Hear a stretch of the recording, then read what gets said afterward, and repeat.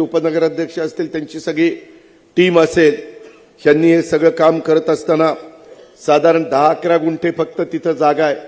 मी भूमिपूजन टिकाव टाकत असताना विचारत होतो की बाबा काही करून आपल्याला चंद्रकांत रोडे म्हणून आपले उपाध्यक्ष आहेत, त्यांना म्हणत होतो की दुसरी कुठं जागा नाही का, कारण इमारत झाल्यावर 50 वर्ष इमारत टिकणार आहे आणि त्याच्यामुळं अशी कुठं पटांगणात घेता येईल का.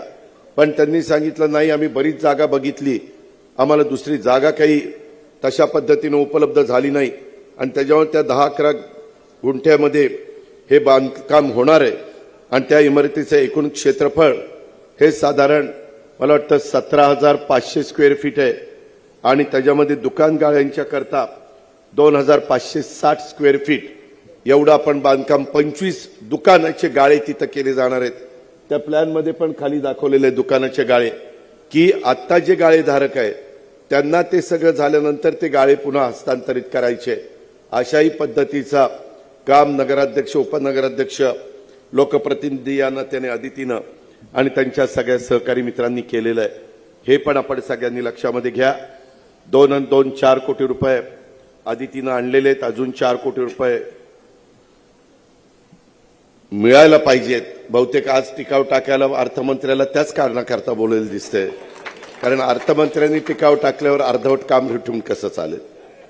त्यामुळे ते राहिलेले 4 कोटी रुपये तुम्ही काम, कॉन्ट्रॅक्टर मगाशी मला भेटला होता, त्यांनी काम वेळेमध्ये करावं. इथं कातळच आहे, इथं काही पाया, आमच्याकडे काही भागामध्ये ब्लॅक कॉटन सॉईल असते, अक्षरशः 8-8, 9-9, 10-10 फूट जावं लागतं, काही ठिकाणी पायलिंग घ्यावं लागतं. तशी परिस्थिती तुमच्या इकडे नाहीये आणि त्याच्यामुळे पाया पण जास्त घ्यावा लागणार नाही, गरजेपुरता घेतला जाईलच.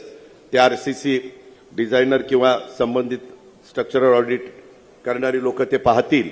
बांधकामचे संबंधित आमचे पीडब्ल्यूडीची टीम त्याच्यामध्ये लक्ष देईल.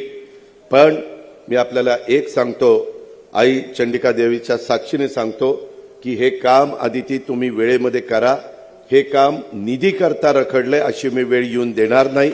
नवीन अर्थसंकल्प मी आता सादर करणार आहे. फेब्रुवारी 23ला आमचं अधिवेशन, अर्थसंकल्पीय अधिवेशन सुरू होणार आहे आणि त्याच्यामध्ये पुढच्या वर्षाच्या करता 4 कोटी रुपये राहिलेले देखील तुम्हाला देण्याची व्यवस्था ही केली जाईल, जेणेकरून ते काम पूर्ण होईल.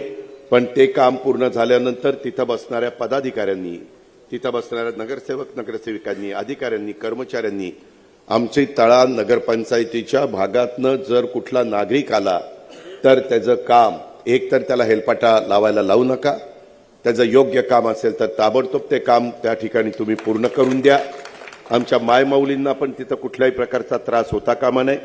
अशा पद्धतीचा प्लॅन ह्या सगळ्या एकंदरीत इमारतीचं बांधकाम करत असताना यांनी केलेला आहे. त्याबद्दल देखील ह्या सगळ्यांचं अभिनंदन करतो. कामाचा दर्जा चांगला ठेवा. अतिशय उत्तम अशा प्रकारची इमारत बांधा, कारण इथं पाऊस भरपूर असतो. उद्याच्याला मी बऱ्याच ठिकाणी बघतो इथं इमारती होतात, चांगल्या चांगल्या इमारती होतात आणि मग टॉपला पत्र्याचं शेड मारली जाते, का तर गळू दे म्हणून.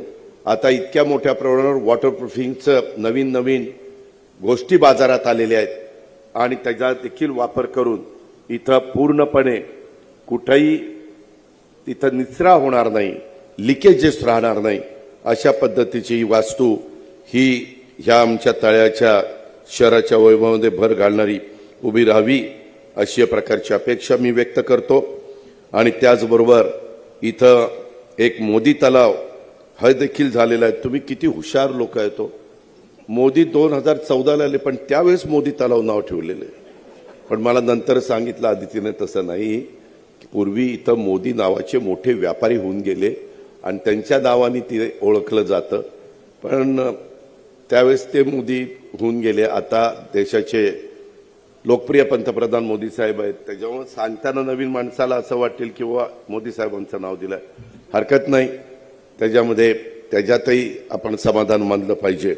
पण अशा पद्धतीनं ही तळ्याची माझे सगळे सहकारी, इतर पण गोष्टी आमच्या उपनगराध्यक्षांनी सांगितल्या, चंद्रकांत रोडेंनी, आम्हाला हे पाहिजे, आम्हाला ते पाहिजे, आम्हाला असं करा, आम्हाला तसं करा. जरा दमाने जावा ना, कुठं फास्ट निघालं. हे पहिल्यांदा 8 कोटी जर ग्रामपंचायत असती तर कधी 8 कोटी मिळाले असते का हो. आता उठता उठता लगेच तटकरे साहेबांनी सांगितलं, आई चंडिका देवीच्या करता काहीतरी द्यावं लागेल. आता त्याच्या जीर्णोद्धाराच्या करता 1 कोटी रुपये सध्या त्या ठिकाणी देतो. खरं मी आतमध्ये गेलो, सगळं चांगलं आहे, आता काय तिथं करायचंय कोणाला माहिती. जीर्णोद्धार करायचा, उगीच पैसे मिळतात म्हणून वायफळ खर्च करू नका, गरजेचा खर्च जरूर करा. इथं येताना भाविकांना अजून काही सुविधा करणं, आधी ते मला म्हणली दादा हा हॉल पण आम्ही करून दिलेला आहे, त्याच्यावर हॉलचं काम झालेलं आहे. अजून काही त्रुटी असतील, स्वच्छतागृह करायचं असेल, आता महिलांचं जाणं येणं वाढलेलं आहे, तिकडे दिसतंय स्वच्छतागृह पण पडदा लावून त्याला झाकलेलं आहे, त्याच्यामुळे काही दिसायला खराब आहे म्हणून झाकलंय का चांगलं आहे तर दाखवलं का नाही.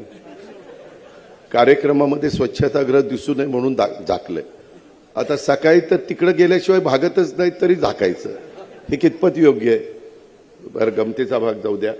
परंतु मित्रांनो, त्याच्यातनं ज्या सुविधा तुम्हाला पाहिजे त्या उद्याच्या काळामध्ये देखील आत जरा गेलो ना की आज जे कॉलम आहेत ना ते असे काळे काळे आहेत, जरा आतमध्ये स्वच्छ असा प्रकाशाचं रिफ्लेक्शन होईल अशा काही गोष्टी करा. त्याच्यात आदिती तू पण त्यांना सांग, बाकीच्यांनी पण लक्ष घाला. आणि जे आपलं ग्रामदैवतच आहे ना, ते ग्रामदैवत आई चंडिका देवी, त्यांचं ज्या काही गोष्टी तुम्हाला करायच्यात त्या व्यवस्थितपणे त्या ठिकाणी करून घ्या, अशा प्रकारची विनंती मी आपल्या सर्व सहकारी मित्रांना करतो. काम मात्र दर्जेदार करा, कामामध्ये कुठेही हलगर्जीपणा होता कामा नये, ही माझी तुम्हाला सगळ्यांना आग्रहाची, नम्रतेची, कळकळीची विनंती राहणार आहे. अशाही बाबी मी आपल्या सगळ्यांच्या लक्षामध्ये आणून देतो.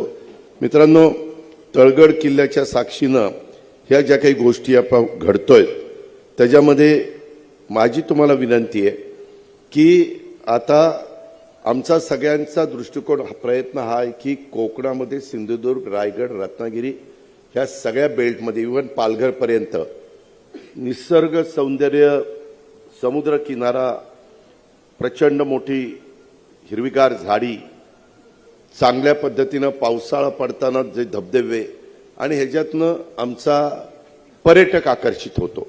आणि म्हणून ह्या भागामध्ये अनेक महत्त्वाची कामं माझ्याकडनं, देवेंद्र फडणवीस साहेबांच्याकडनं, एकनाथराव शिंदे साहेबांच्याकडनं आदिती मागं लागून त्या ठिकाणी करत असते. आज ही जे काही आपण करतोय, मला मगाशी सांगण्यात आली 26 जून 2025 इथली तळा नगरपंचायतीची स्थापना त्या ठिकाणी करण्यात आली.